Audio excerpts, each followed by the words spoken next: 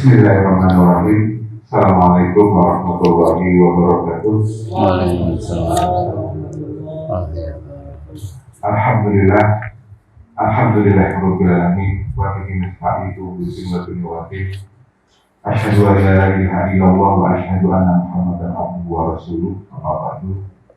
Bapak-bapak, ibu-ibu, karyawan-karyawati Rumah Sakit Islam Fatimah yang ke atas dulu serta pada kesempatan yang berbahagia ini, marilah kita bersama-sama memanjatkan puja dan puji syukur kepada Allah SWT, yang mana pada siang hari ini kita bersama-sama berada di puncak bulan Ramadan, di minggu terakhir bulan Ramadan, dengan harapan kita bisa sampai selesai di bulan Ramadan ini dalam keadaan sehat walafiat. Selalu dan salam semoga terjaga berbahagia kepada junjungan yang besar Muhammad Rasulullah SAW beserta keluarga, sahabat dan para umatnya sampai di akhir zaman kelak. Para bapak, ibu dan jemaah sekalian, untuk memulai kegiatan ini marilah kita awali dengan bacaan basmalah bersama-sama. Bismillahirrahmanirrahim. Selanjutnya pembacaan ayat-ayat Al-Quran yang akan disampaikan oleh saudara kita Ustadz Muhammad Nur Rosyid.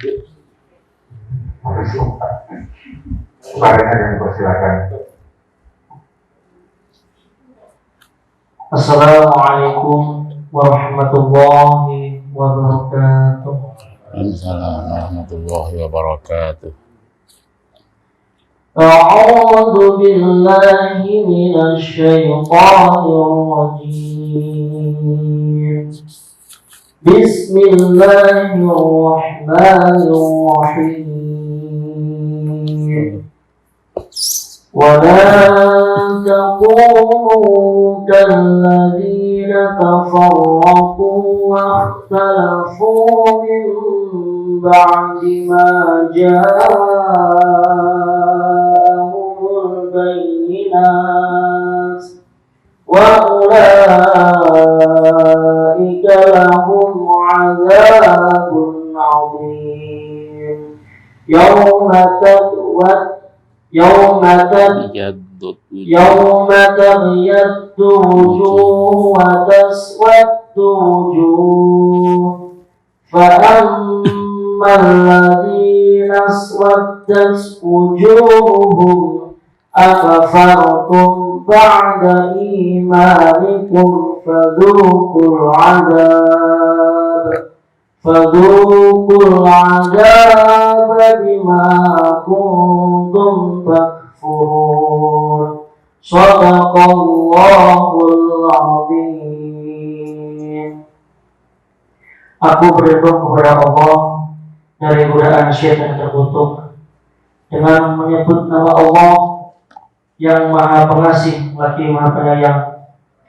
Dan janganlah kamu menjadi seperti orang-orang yang bercerai-berai dan berselisih setelah sampai kepada mereka keterangan yang jelas. Dan mereka itulah orang-orang yang mendapat azab yang berat.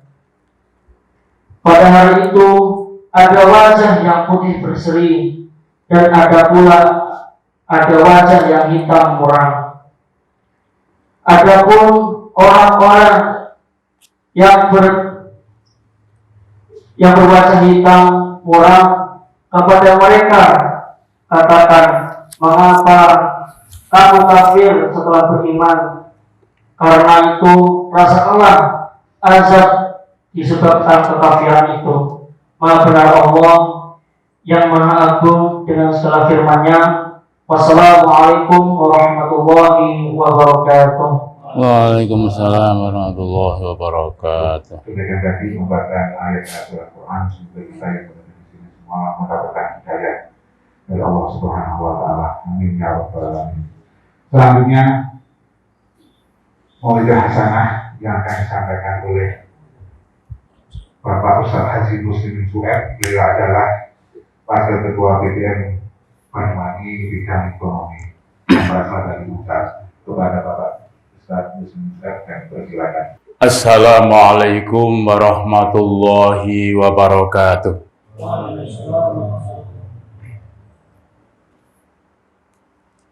Alhamdulillahilladzi arsala rasulahu bil huda wa dinil haq liyudhhirahu 'alad dini kullih wa kafa billahi syahida.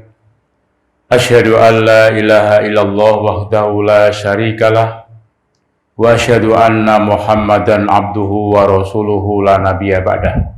Amma ba'd. Wa qala Allah ta'ala fil Qur'anil Karim, a'udzu billahi minasy syaithanir rajim. Bismillahirrahmanirrahim. Tsumma awrasnal kitabal ladzina istafaina min ibadina faminhum dzalimun li nafsihi wa minhum muqtasid wa minhum sabiqum bil khairat bi idznillah. Dzalika huwal fadlul kabir. Shadaqallahul adzim. Saudara-saudara, soimin soimat, seluruh karyawan Rumah Sakit Islam Fatimah yang dirahmati Allah. Alhamdulillah, pada siang ini dengan segala keindahan takdir Allah kita bisa bertemu, bermuajah di masjid yang mulia ini. Mudah-mudahan di saat kondisi saum, di saat kondisi puasa Ramadan ini, seluruh rangkaian amaliyah yang kita amalkan selalu mendapatkan ridho dari Allah Subhanahu wa Ta'ala.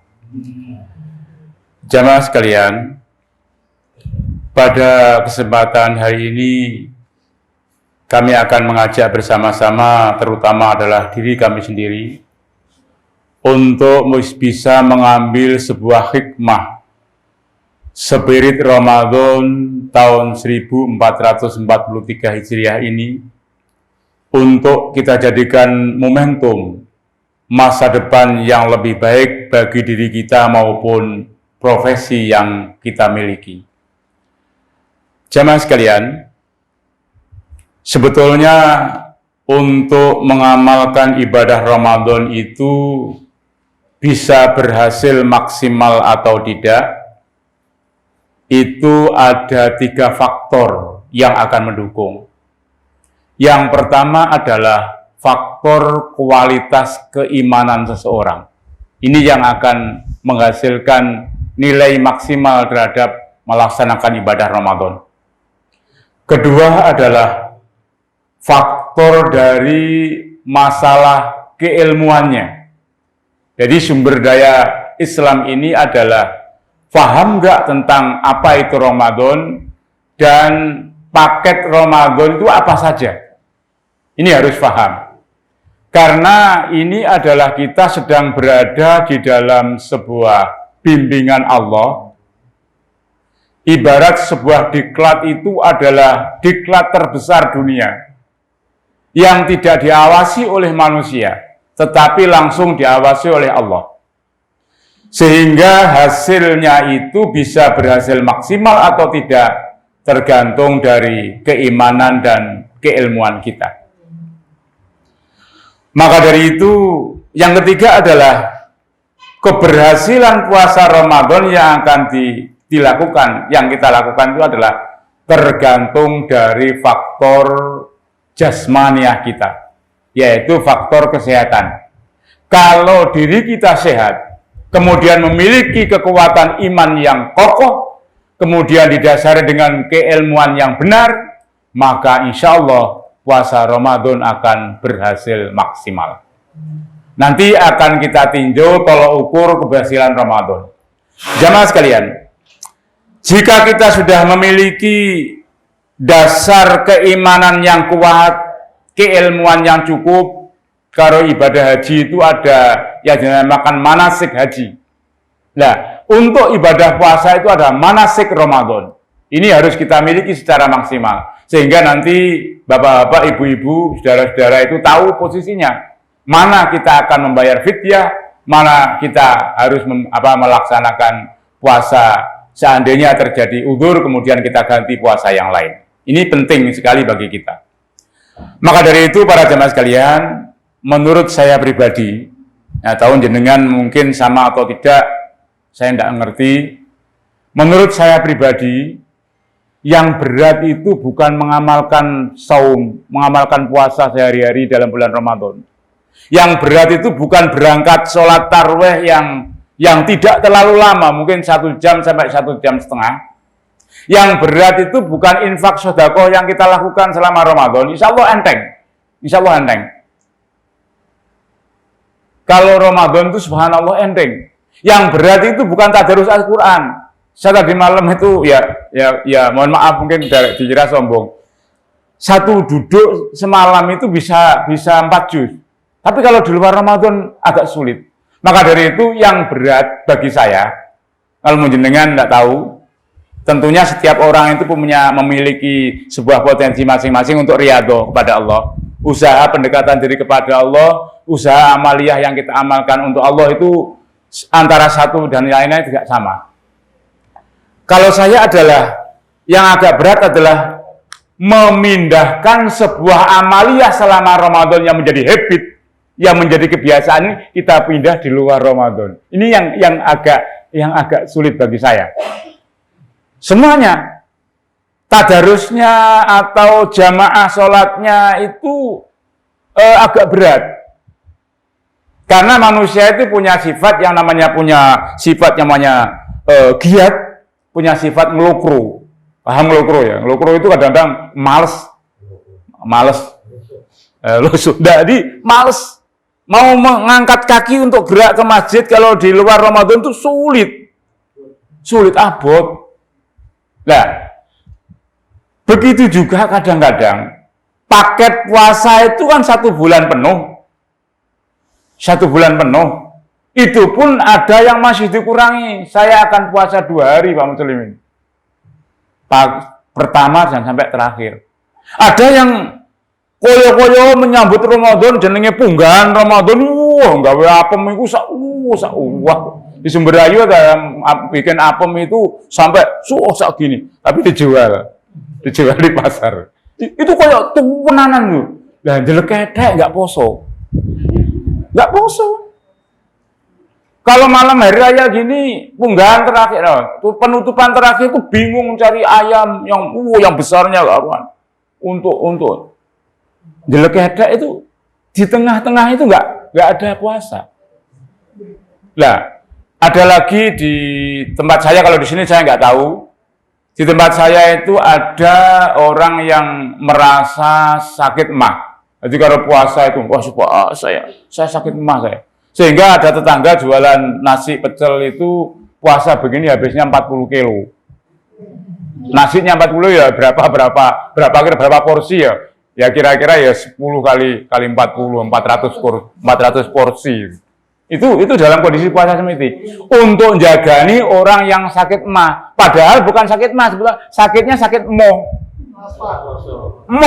Jadi jiwanya memang nggak merasa kuat. Saya nggak merasa kuat.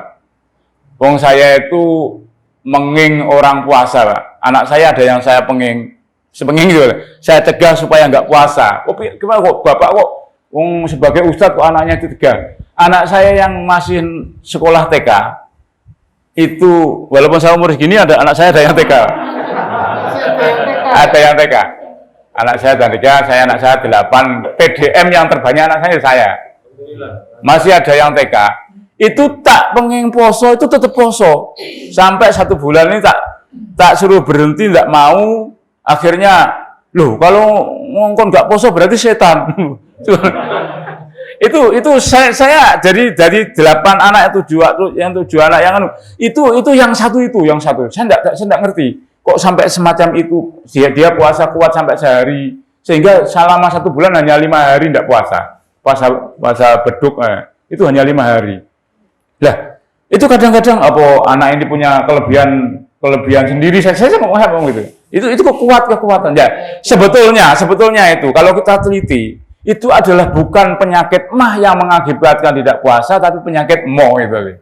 Penyakit moh puasa.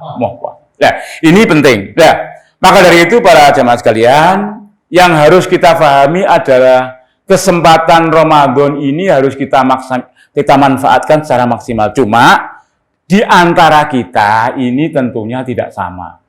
Ada yang potensi kuat untuk puasa selama Ramadan dengan maksimal, tetapi ngelokro di bidang tadarus Al-Qur'annya.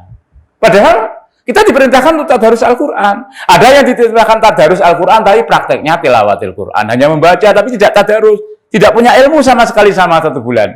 Tidak ada perubahan terhadap Al-Quran. Nanti akan saya jelaskan. Kemudian diperintahkan untuk sedekah, ya sedekahnya tidak terlalu banyak. Kalau keuangannya tidak terlalu banyak, nggak apa-apa. Ekonomi tidak terlalu banyak, kalau sedekahnya. Tapi kalau sudah memiliki sebuah nilai ekonomi yang tinggi, maka sebetulnya punya kemampuan-kemampuan yang lain. Nah, ini para jemaah sekalian. Maka dari itu, seluruh rangkaian Ramadan ada beberapa paket puasa selama 1 bulan, paket ibadah tarawih selama 1 bulan, paket tadarus tidak ada batas waktunya, kemudian praktek infak sedekahnya itu tidak ada batasannya. Nah, untuk itu, dari paket-paket semacam ini, apa yang kita raih? Coba kalau kita tanyakan di dalam diri kita masing-masing, berapa kali kita membaca doa khatmil Quran?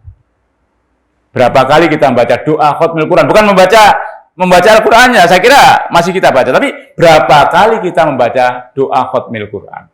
Maka dari itu, para jemaah sekalian, mudah-mudahan spirit Ramadan ini bisa kita jadikan momentum terhadap giroh.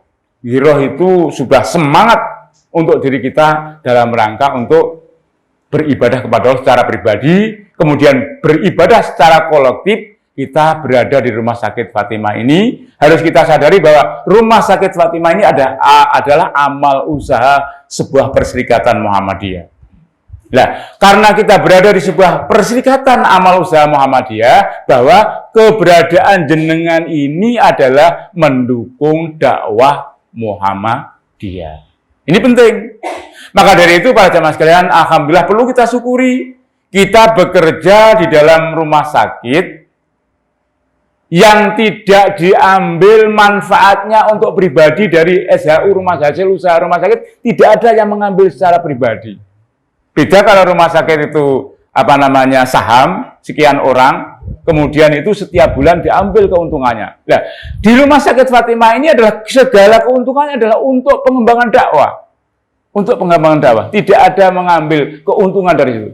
Maka dari itu, ini adalah perlu kita syukuri bahwa seluruh apa yang kita upayakan dalam bekerja di sebuah rumah sakit ini dalam rangka untuk beribadah kepada Allah, insya Allah semua yang kita lakukan nanti akan mendapatkan rahmat dan ridho dari Allah Subhanahu wa Ta'ala. Sehingga kehidupan kita akan menjadi barokah. Kehidupan yang barokah itu adalah rezeki sebanyak apapun yang kita terima akan mudah untuk kita gunakan beribadah kepada Allah, yang endingnya nanti sama-sama kita mengharapkan surga dari Allah Subhanahu wa Ta'ala.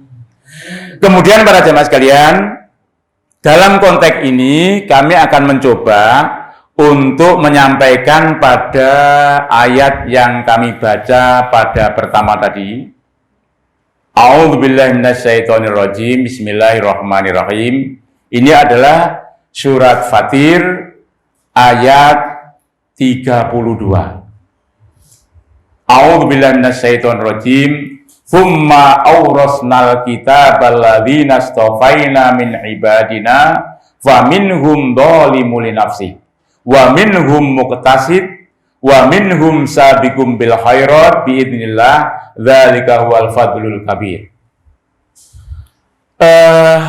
Jemaah sekalian, coba ayat ini nanti kita padukan dengan sebuah potret umat Islam di Indonesia. Mungkin bisa kita tarik di Banyuwangi maupun di lingkungan kita.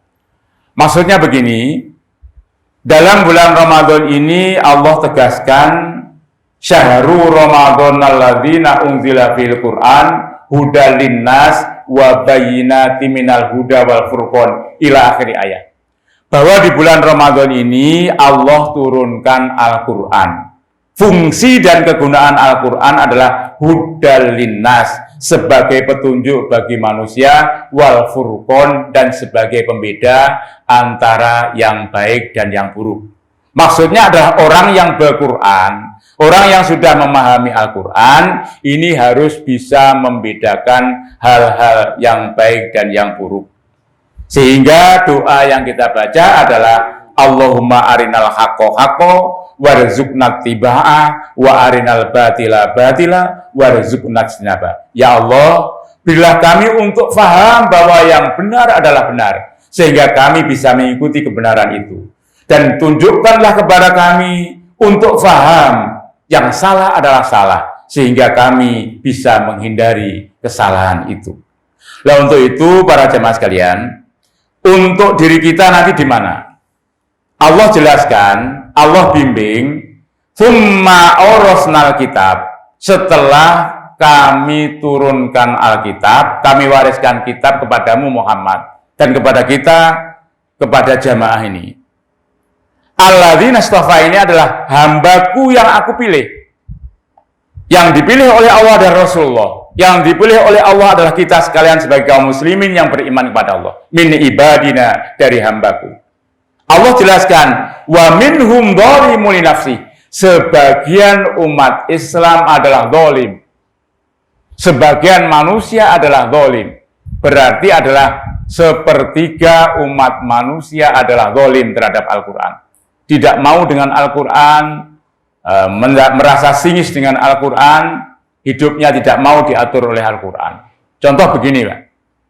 Seandainya jenengan punya waris, punya ahli waris, maksudnya adalah punya warisan dari orang tua. Kemudian pada saat itu orang tua menyatakan karena sebagai muslim, baginen sesuai tuntunan Islam. Nah, itu kadang-kadang sudah timbul cekcok, timbul sebuah permasalahan dalam internal. Loh, namanya bagi harus sama-sama. Perempuan dan laki-laki sama-sama anak harus dibagi dua. Nah, kalau jenengan legowo untuk kembali kepada Al-Quran bahwa laki-laki dapat dua, istri perempuan dapat satu, ini nanti barokahnya subhanallah. Karena si laki-laki itu punya kewajiban untuk ngopeni anak istri. Tapi bagi perempuan akan diopeni oleh suaminya. Maka dari itu insya Allah itu akan memiliki sebuah keberkahan yang cukup maksimal. Tetapi kadang-kadang nggak tahu, tidak tahu. Ini semua adalah merupakan sebuah ketentuan Allah yang kadang-kadang umat Islam ini seolah-olah Allah tidak adil. Padahal kalau dilakukan itu menjadi berkah. Kemarin ada contoh di Muncar, itu ada anak yang ditinggalkan kedua orang tua. Tiga anak itu yang satu datang kepada saya. Tanya, Pak, bagaimana Pak muslimin warisan ini? Saya ngomong, saya sampaikan, tolong seluruh problem Bapak jenengan apabila punya utang selesaikan dulu. Tanyanya laku sekitar 1,4 miliar kemarin. Nah, ternyata si anak yang konsultasi tadi tidak dilakukan. Saya sampaikan, tolong urusan orang tua selesaikan dulu, kemudian dizakati, kemudian baru dibagi. Karena 3 laki-laki dibagi 3. Masih kira-kira masih ada sekitar, kalau itu untuk ngurus hutang belum ada sisa sekitar 400 sekian juta per anak, per orang. Itu tidak dilakukan, bahkan tidak dibayar. Kemudian nanti saya sampaikan itu akan nyerimpeti jenengan. Tiba-tiba betul suatu saat dalam perjalanan itu mengalami problem ekonomi yang sekarang itu menjadi sakit berat, komplikasi. Yang satunya menjadi kebingungan untuk beli rumah nggak jadi dan sebagainya. Ini kadang-kadang seolah-olah itu uang yang dikeluarkan seolah mengurangi uang, padahal itu adalah sebagai solusi tentang dinul Islam. Ini sedikit menyimak. Nah, para jemaah sekalian, yang pada saat ini maksudnya adalah jenengan yang sudah diberi Al-Quran ini, kebetulan ini saya bawakan 10 Pak, ini ada Quran terjemah. Ini saya dengan 10 biji. Kalau kurang ini bisa ditambah sebenarnya. Kalau tak lihat tuh nggak ada tempatnya. Nanti mudah-mudahan dibikinkan tempat. Kebetulan teman, ini dia. Insya Allah nanti dia diadakan tempat. Maksudnya begini para jemaah sekalian, kita harus sadar menurut analisa saya itu ada 6 kewajiban terhadap Al-Quran. Ini mumpung masih Ramadan, yang jenengan dalam kondisi puasa biasanya kan ada kacang hijau kan. Ini kan kadang puasa dan masih kita jernih. Mari kami sampaikan. Ini sebetulnya umat Islam ada 6 kewajiban terhadap Al-Quran. Cuma jenengan nanti posisinya di mana? Yang pertama adalah kita harus mengimani Al-Quran. Nah, mengimani Al-Quran ini sini jelas. Di sini sudah dijelaskan oleh Allah di Al-Quran ini adalah pada Al-Quran surat Al-Baqarah ini sudah dijelaskan. Alladzina yu'minuna bil ghaibi wa yuqimuna sholata wa mimma razaqnahum yunfikun walladzina yu'minuna bima unzila ilaika wa ma unzila min qablik wa bil akhirati hum yuqinun.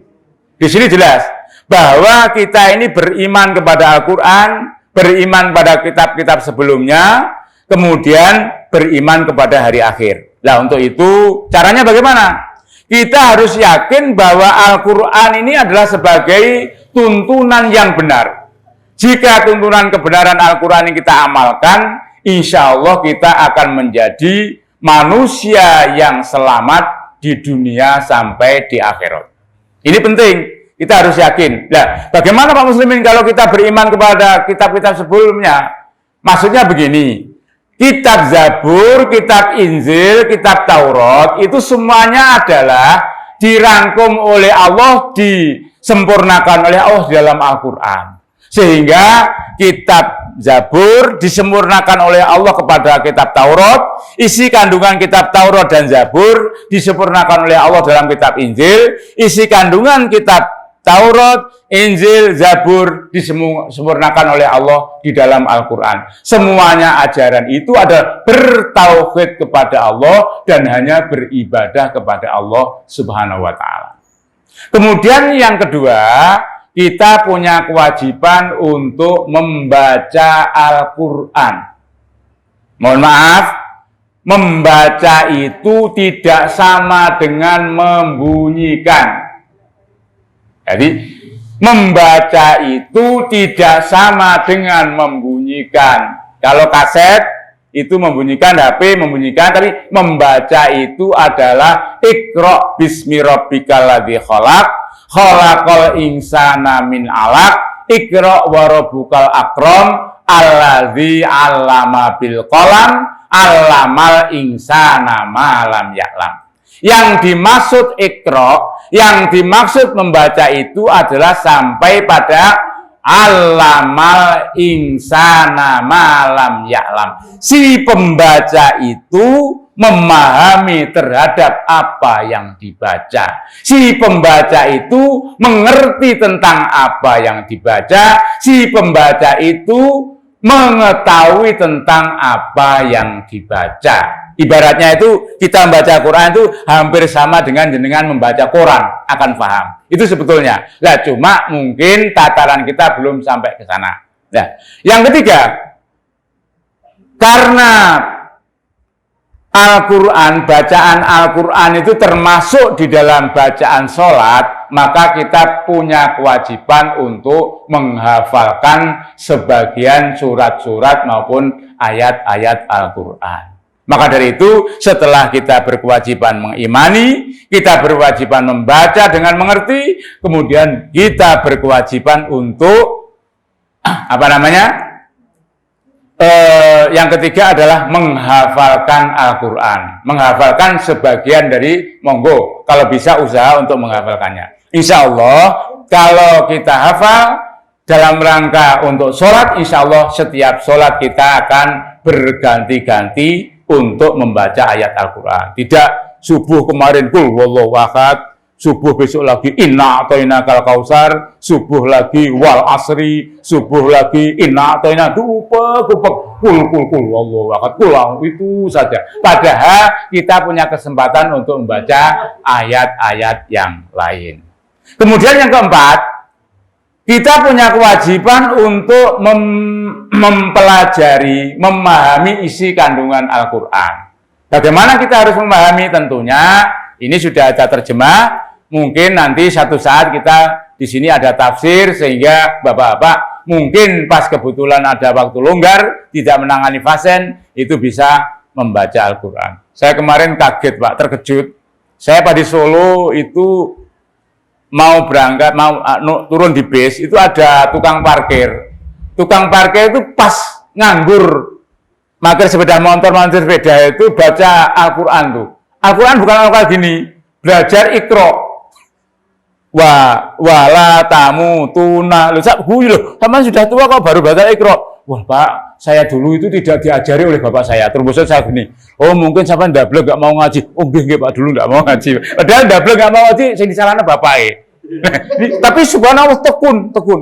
Sampai anak saya yang kuliah di UMS Solo itu ngajar ngaji di sebuah masjid, itu ditinggal pulang kemarin nangis. Seumur-umur sudah umurnya 50 tahun, ada yang 45 tahun, itu bisa ngaji ketemu awak undo. Akhirnya mulai kemarin pulang dari kuliah ditangisi oleh orang-orang sepuh-sepuh karena diajar ngaji. Seumur-umur iso ngaji ketemu sampean kuliah yang Solo kemudian sama ngajar ngaji. Nangis, subhanallah. Itu kadang-kadang namanya petunjuk Al-Qur'an itu kadang-kadang ketemu dalam kondisi tertentu. Maka dari itu kemudian yang keempat, setelah memahami adalah mengamalkan isi kandungan Al-Qur'an. Nah, mengamalkan bagaimana? Umpamanya ada perintah wa mimma razaqnahum yunfikun, kita diperintahkan sedekah, kita lakukan sedekah. Insyaallah kalau kita siap, insyaallah siap. Coba jenengan renungkan. Mungkin kalau tidak sekarang, puasa Ramadan yang akan datang, saya akan mengundang di masjid untuk berbuka bersama sebanyak 200 orang. Loh, apa nggak bisa? Bisa. Oh, saya lakukan beberapa kali bisa kok. Bisa ternyata. Subhanallah. Jadi kalau kita mau ngundang di masjid itu jamaah masjid, seluruh masjid akan kami sedekah untuk berbuka bersama. Insya Allah bisa. Itu ternyata kalau punya niat, Allah itu akan memberi kemudahan-kemudahan. Jenengan besok kalau Idul Adha, coba jenengan sekarang niat. Saya akan korban. Insya Allah akan korban.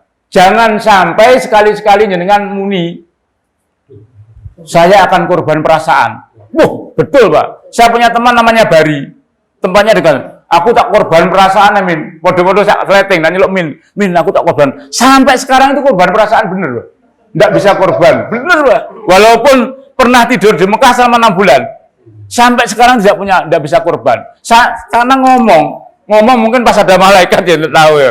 Jadi diamini. Jadi itu penting, Pak. Ini penting. Maka dari itu mari kita bersama-sama untuk. Nah, kemudian kewajiban yang terakhir para Bapak sekalian untuk kepada Al-Qur'an itu adalah mendakwahkan Al-Qur'an. Khairukum. Sebaik-baik kalian adalah man ta'allama Al-Qur'an, yang belajar Al-Qur'an kemudian mengajarkan Al-Qur'an. Mungkin kalau tidak jenengan ya anaknya.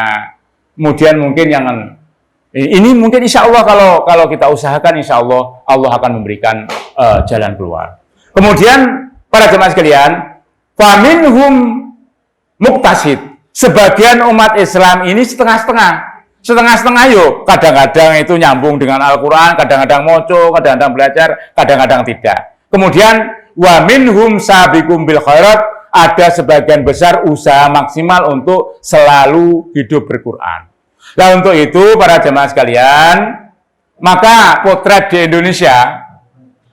Indonesia dengan hubungannya dengan ayat ini, Allah menjelaskan wa minhum sabiqumul khairat biidznillah dzalika wal fadlul kabir. Orang yang selalu usaha untuk memperbaiki diri dengan Al-Quran adalah orang yang mendapatkan kanugrahan yang sangat agung, fadilah yang sangat agung. Nah untuk itu para jemaah sekalian, jika kita hubungkan kepada masyarakat Indonesia, umat muslim, itu kira-kira umat Islam di Indonesia itu sebanyak hampir 250 juta. Nah, kemudian dari 250 juta itu ternyata yang buta huruf Al-Quran adalah sebanyak 149 juta. Maka dari itu sebetulnya mengapa? Mungkin ini adalah benar. Sebagian dolim, sebagian setengah-setengah. Yang dolim dan setengah-setengah itu menjadi kumulatif sebanyak hampir 150 juta tidak bisa membaca Al-Quran. Makanya saya dengan teman-teman ini prihatin bagaimana bisa menyebarluaskan Al-Quran. Nah untuk itu para jemaah sekalian, mari spirit Ramadan ini mudah-mudahan sebuah amaliyah Ramadan, puasa yang kita lakukan untuk kita laksanakan di luar Ramadan, namanya puasa sunnah Senin dan Kamis atau puasa namanya puasa bid 3 hari. Nah menurut riset penelitian, Siapa yang berpuasa bait, puasa 3 hari selama 1 bulan, itu imunitas tubuh akan semakin sehat. Nah, mboten perlu sama praktek nih. Cuma Rasulullah yang mengatakan, sumu tasihu, orang yang berpuasa akan sehat. Insya Allah dengan konsep ini, bagaimana puasa Ramadan yang sudah dilatih bisa kita upayakan di luar Ramadan untuk Senin Kemis maupun puasa bid. Kemudian kegiatan Ramadan yang bisa kita akan lakukan lagi adalah sodakoh. Sodakoh yang kita biasakan ini mudah-mudahan kita juga menjadi biasa di luar Ramadan. Yang intinya mudah-mudahan spirit Ramadan yang kita amalkan ini mengilhami, menjadikan sebuah kebiasaan-kebiasaan di luar Ramadan. Untuk itu mudah-mudahan selama Ramadan ini kita melakukan ini, kegiatan ibadah ini bisa kita upayakan untuk meningkatkan kualitas kita di dalam melayani terhadap pasien-pasien yang ada di Rumah Sakit Fatimah ini. Karena ini adalah sebagai alat dakwah Muhammadiyah, sering saya sampaikan, seorang penginjil di Kediri yang punya rumah sakit baptis Kediri itu menjadi juara, ranking juara 1 pelayanan rumah sakit di Jawa Timur, itu dikarenakan adalah dibina kerohaniannya oleh orang-orang pendeta. Nah, untuk itu, karena kita sebagai kaum muslimin mudah-mudahan selalu berusaha semaksimal mungkin, selalu berinteraksi terhadap Al-Quran, sehingga seluruh amaliyah yang kita lakukan senantiasa dibimbing oleh Allah Subhanahu wa Ta'ala. Mudah-mudahan kula jenengan diparingi kesehatan oleh Allah Subhanahu wa Ta'ala, diberi kemurahan rezeki, dan mudah-mudahan bisa menghasilkan puasa Ramadan yang maksimal sehingga menjadi muttaqin di hadapan Allah Subhanahu wa Ta'ala. Saya kira itu yang bisa kami sampaikan, mudah-mudahan ada manfaatnya khususnya kepada diri kami pribadi dan umumnya para jamaah sekalian. Ihdinas siratal mustaqim, nasru minallah wa fathun qarib, wa basyiril mu'minin. Wassalamualaikum warahmatullahi wabarakatuh. Terima kasih. Sebelum ditutup ada yang perlu ditanyakan? Monggo. Nunggu nggih. Mengenai puasa, Nggih. memang ada beberapa hal yang bisa membatalkan puasa. Nggih. Kemudian yang saya tanyakan ini, apa keyakinan diri. Maksud saya, pada saat puasa itu contohnya diri saya sendiri. Jangan menanyakan orang lain, tapi diri saya sendiri. Pada saat berpuasa itu, saya merasa ada permasalahan dengan orang lain. Kemudian timbullah rasa marah. Kemudian rasa marah itu ya menurut saya agak parah gitu. Akhirnya dalam diri saya itu berkata bahwa saya melanjutkan puasa pada hari ini percuma karena hati saya tidak bersih atau hanya mendapatkan lapar dan dahaga. Kemudian pada hari itu saya batalkan puasa ini. Itu bagaimana? Saudara sekalian, ini adalah sebuah pertanyaan yang cukup bagus, pengalaman pribadi. Jika seseorang kemudian marah, entah itu kepada orang lain, entah itu kepada keluarga, kemudian merasa dalam ukuran puasa itu, jika terjadi demikian itu kan poso ora podo itu sama saja karena dalam kondisi marah. Nah, cuma secara syar'i tetap tidak diperbolehkan untuk membatalkan puasa, walaupun seolah-olah nilainya ada hanya pahala puasanya dikurangi oleh Allah. Adapun pengurangan oleh Allah kita nggak tahu. Kita banyak istighfar kepada Allah, insya Allah namanya manusiawi orang marah itu, tetapi memang orang puasa itu diperintahkan untuk, kalau di Al-Quran itu, wasari'u ila maghfirati min rabbikum wa jannatin arduha samawati wal ardh u'iddat lil muttaqin, dan seterusnya itu ada wal kadhiminal ghaidha wal afina 'anil nas. Diperintahkan untuk menahan marah. Nah, dalam konsep Islam, kalau dalam kondisi sangat marah yang terbesar itu amrozi namanya. Nama arah yang tergerak Amrozi. Amrozi itu tertinggi marahnya. Nah, kalau kita kan emosi, kalau tertinggi namanya Amrozi. Emosi itu di bawahnya Amrozi. Jadi kalau marah yang terbesar itu Amrozi, tertinggi marahnya. Nah, makanya begini, secara syar'i tetap tidak boleh membatalkan puasa walaupun dalam kondisi merasa karena marah itu menghilangkan pahala puasa. Tapi secara syariah tetap tidak diperbolehkan membatalkan, tidak boleh kita muslim membatalkan puasa. Nah, adapun itu akan dikurangi oleh Allah dan sebagainya itu, insya Allah bisa ditutup dengan amalan-amalan yang lain. Ada penghapus dosa, itu mungkin kalau bisa dipraktekkan. Kalau kondisi marah kepada anak cucunya atau kepada orang lain, segera ngambil uang seberapapun, di rumah ada kaleng diisikan infak sedekah untuk menebus marah saya. Nah ini insya Allah kalau satu saat nanti jenengan sedekahkan kepada fakir miskin, ya oke Pak, sebetulnya jenengan lupa nggak jamaah sholat, ambil uang sedekahnya Muhammad, di ulang ini. Ada lagi lah kok istrinya anaknya di seneni dia ambil uang sedekah ini terus dikumpulin. Itu adalah sebagai istilahnya itu adalah sebagai mesin cucinya dosa-dosa yang semuanya insya Allah akan berkurang. Nah untuk itu pada intinya kalau kondisi marah jangan aku masih kadung marah gak usah poso pisan ngombe gel tidak boleh, tetapi ini tidak boleh namanya. Nah untuk itu mudah-mudahan mungkin yang terjadi jangan diulang lagi. Jadi tetap harus puasa, adapun nilai puasanya seberapapun kita persembahkan oleh Allah, insya Allah akan ditutupi dengan amalan-amalan yang lainnya. Terima kasih. Alhamdulillahirobbilalamin. Alhamdulillahirobbilalamin. Tadi kan sopirnya tanya saya, misalnya titipkan langsung kemana untuk siapa, untuk Pak Muslimin tidak apa. Nggak apa-apa. Daripada sampai ke Iya. Sama Bapak Yono tak hampir sekalian. Iya. Bapak-bapak, ibu dan para jamaah karyawan Masjid Banyuwangi, dengan berakhirnya informasi tadi maka adalah kegiatan ini malah kita tutup dengan bacaan alhamdulillah bersama-sama. Alhamdulillah. Wassalamualaikum warahmatullahi wabarakatuh.